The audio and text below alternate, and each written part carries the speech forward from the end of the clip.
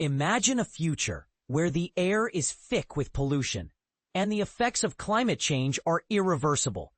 Unfortunately, that future is becoming more likely with the proposed EPA policies that threaten New York's climate law. The state's goal to drastically reduce greenhouse gas emissions is on the verge of becoming an insurmountable challenge due to the changes at the Environmental Protection Agency. But here's where it gets controversial. The EPA is proposing to reverse its stance on climate change and roll back car emission standards, which could have devastating consequences for the environment and public health. The latest federal moves could make it harder for New York to fulfill its 2019 climate law, which aims to phase out gas vehicles by 2035, reduce greenhouse gas emissions by 40% by 2030, and achieve a full energy transition to renewable power by 2050. So far, the state has managed to cut roughly 10% of its emissions, but its energy transition is lagging, with New York City's grid still powered by more than 90% fossil fuels.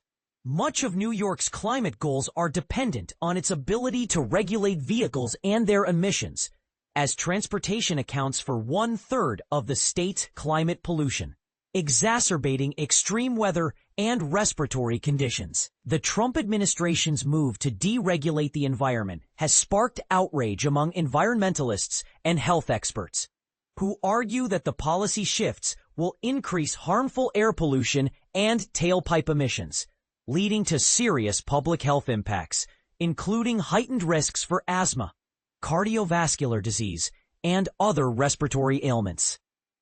And this is the part most people miss. The EPA's decision to revoke its 2009 endangerment finding, which gives the agency the authority to regulate greenhouse gases under the Clean Air Act, could have far-reaching consequences for the environment and public health.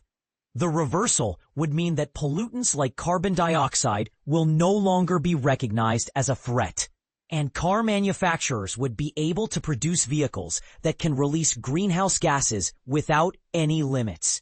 The American Petroleum Institute has applauded the move, but environmentalists and health experts are sounding the alarm, warning that the consequences could be catastrophic. The EPA is accepting public comments for its new policies through September 15th, and experts predict that the rules may not be finalized until 2027 and are likely to face lawsuits. If approved, New York will not be able to create mandates for zero-emissions cars, such as electric vehicles, and to phase out the sale of new gas cars by 2035. But here's the thing. New York has other options for controlling car emissions, such as imposing higher gasoline taxes and fees on registering gas-powered cars, and implementing EV mandates for state and local government fleets. As Kenneth Gillingham, a professor of environmental and energy economics at Yale University's School of the Environment, notes, there's no question that if you want to deeply decarbonize an economy over time, or if you want to really try to address climate change by reducing emissions, you are going to have to reduce emissions from transportation. The question is, will the federal government's policies derail New York's climate goals, or will the state find a way to overcome the obstacles and achieve its ambitious targets? We want to hear from you. Do you think the EPA's proposed policies will have a significant impact on New York's climate law? And what do you think the state can do to mitigate the effects?